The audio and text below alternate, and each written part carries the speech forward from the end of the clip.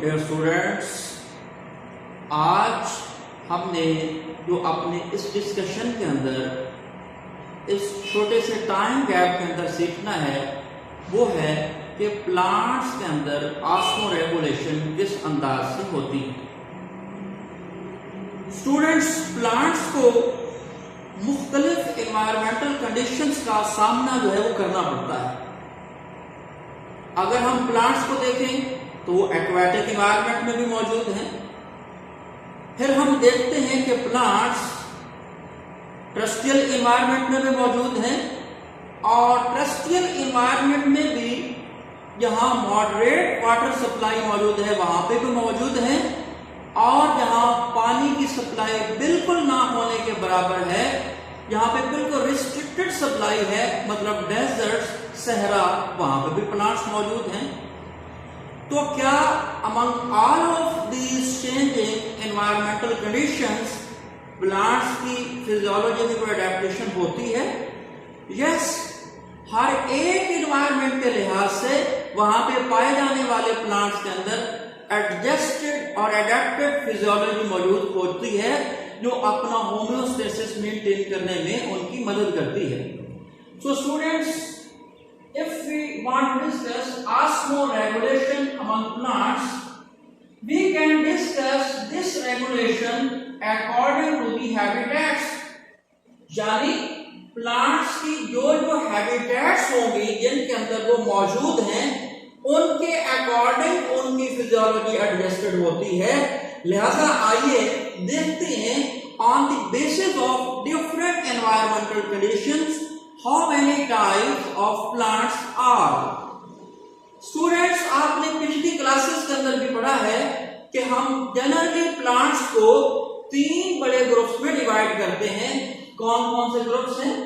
Hydrophytes, mesophytes and xerophytes, and all of these types are according to their habitats. तो सबसे पहले students देखते हैं हाइड्रोफाइट्स। हाइड्रोफाइट्स ये लफ्ज 2 अल्फाज का कॉम्बिनेशन है। हाइड्रो में water and fight represents plants, यानी हाइड्रोफाइट स्टूडेंट्स वो प्लांट्स हैं जिनको large quantity of water available है, या यूं कह लें कि ये वो प्लांट्स हैं जो एक्वाटिक एनवायरनमेंट के अंदर पाए जाते हैं। जैसा कि वाटर बॉडीज हैं, आप लोग देखते हैं कि कैनाल्स हैं, रिवर्स हैं, पाउंड्स हैं, स्ट्रीम्स हैं, मर्शी प्लेसेस हैं। इनके किनारों के ऊपर मर्ज या सबमर्ज प्लांट्स जो होते हैं ये सारे के सारे एक्वाटिक प्लांट्स हैं। इवन के ओपन वाटर में भी कुछ ऐसे प्लांट्स पाए जा सकते हैं। सो स्टूडेंट्स, अब अगर इन प्लांट्स के अंदर देखें तो इनके लीव्स का लार्ज सरफेस एरिया होगा। So they have large surface area of their leaves. क्यों इनके अंदर इतना बड़ा सरफेस एरिया है? इसलिए है क्योंकि इनके पास प्लेंटी ऑफ वाटर की अवेलेबिलिटी है। अगर वो वाटर इनके सेल्स में स्टोर होना शुरू हो गया तो ये ओवर फ्लडेड कंडीशंस बन जाएंगी। लिहाजा एक्सेस ऑफ वाटर को ट्रांसफायर करने के लिए सबसे पहली एडेप्टेशन इनके अंदर है large surface area of the leaves. दूसरी स्टूडेंट्स इनके अंदर एडेप्टेशन है कि इनके लीव्स के ऊपर वाली सरफेस के ऊपर स्टोमेटा है। अब अगर लीव्स को देखें, ये जो वाटर लिली का प्लांट होता है, कमल का प्लांट जो होता है, वो इस तरह से पानी के सरफेस के साथ अटैच्ड होता है। जैसा अगर ऊपर की तरफ स्टोमेटा होंगे तो ये स्टोमेटा अलाउ करेंगे for the transpiration of excess of water. So हमें इनके अंदर जो अडेप्टेशन नजर आती है वो ये है कि इनके लार्ज सरफेस एरिया वाले लीव्स हैं और इनकी ऊपर वाली सरफेस जो है, जो अपर एपिडर्मिस है, वहां पर स्टोमेटा मौजूद हैं और वो काफी मिकदार में मौजूद हैं ताकि जितनी ज्यादा पानी की सप्लाई इनको मिले उतनी ही ज्यादा ट्रांसपायरेशन कर सकें। So all of these adaptations are very suitable according to the aquatic habitat. क्या एग्जांपल हमने यहां पर डिस्कस की कि जो वाटर लिली के प्लांट्स होते हैं उनकी यहां पर हमने एग्जांपल डिस्कस की है। स्टूडेंट्स इसके बाद मीजोफाइट्स, यानी अगर हम यूं देखना चाहें कि एक वो ग्रुप है जिसको बहुत ज्यादा पानी अवेलेबल है, हाइड्रोफाइट्स, और एक दूसरी एक्सट्रीम के अंदर ऐसे प्लांट्स हैं जिनको पानी बिल्कुल अवेलेबल नहीं है, वो है जीरोफाइट्स, जो सहराओं में होंगे, जो किसी न किसी डेजर्ट के अंदर होंगे। इनके दरमियान में भी एक इन्वायरमेंट होती है, जैसे ये हमारा आम मैदानी इलाका है, यहाँ पर क्रॉप्स भी होती हैं, प्लांट्स भी होते हैं, यानी यहाँ पर नहरों का या ट्यूबवेल्स वगैरह का पानी अवेलेबल होता है, लेकिन इतना पानी अवेलेबल नहीं है जितना कि स्ट्रीम्स में, लेक्स में, पाउंड्स में या रिवराइन सिस्टम के अंदर है। लिहाजा इनको हम कहते हैं मीजोफाइट्स, दरमियाने या मॉडरेट अवेलेबल वाटर के इलाकों में पाए जाने वाले प्लांट्स।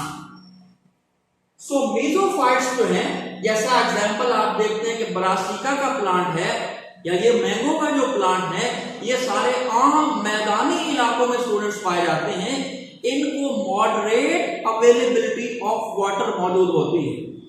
मॉडरेट का मतलब होता है दरमियाने दर्जे की सप्लाई, मतलब ना ही इतनी एक्सेस ऑफ वाटर इनको अवेलेबल है जैसे मीजोफाइट्स के हवाले से थी, ना ही इनको इतनी शॉर्टेज ऑफ वाटर का सामना होता है जैसे हम डिस्कस करेंगे जीरोफाइट्स में। ये दरमियानी इन्वायरमेंट में और दरमियाने अवेलेबल वाटर के इलाकों में पाए जाने वाले प्लांट्स है। दादा स्टूडेंट्स, इनको अगर पानी की सप्लाई मौजूद रहे तो इनके स्टोमेटा जो है वो ओपन होते हैं and they allow the transpiration of excess of water. लेकिन चूंकि मैंने आपको कहा कि ये रिस्ट्रिक्टेड इन्वायरमेंट में पाए जाने वाले प्लांट्स हैं, लिहाजा इनके स्टोमेटा उस टाइम पे तो खुले रहेंगे जब पानी की अवेलेबिलिटी होगी, लेकिन जब कभी पानी की शॉर्टेज हुई, जब कभी रिस्ट्रिक्शन हुई, तो students among restricted supply of water they keep the stomata closed. क्यों? कि अगर वो क्लोज नहीं करेंगे तो अब पानी ट्रांसपायरेशन के जरिए सारा रिमूव हो जाएगा और प्लांट्स की विल्टिंग का खतरा है। अगर विल्टिंग या ड्राइनेस आ गई तो plants can not survive under these conditions. So what is the physiological adaptation here? They have stomata on the lower surface of the leaf and these stomata are less in number as compared to the hydrophytes. अगली adaptation ये है कि इनके stomata खुल सकते हैं जब availability of water हो और बंद भी हो जाते हैं जब रिस्ट्रिक्शन हो किस चीज की? Availability of water. सो ये वो आम हमें जो नजर आने वाले प्लांट्स हैं हमारे मैदानी इलाकों के अंदर जितने भी, उनको हम लोग कहते हैं मीजोफाइट्स। जैसा कि ब्रासिका का प्लांट है, मैंगो का प्लांट है और दीगर कई एक प्लांट्स को हम मीजोफाइट्स के हवाले से जानते हैं और देखते हैं। अब इसके बाद एक ऐसी इन्वायरमेंट का जिक्र करते हैं जहां पर पानी बिल्कुल अवेलेबल नहीं है, यानी सहराओं के अंदर अगर हम बात करते हैं, चूंकि आप लोग जानते हैं कि ये जो सहरा होते हैं वहां पर पानी ना होने के बराबर है, पर एनम या एनुअल वहां पे रेनफॉल ना होने के बराबर है।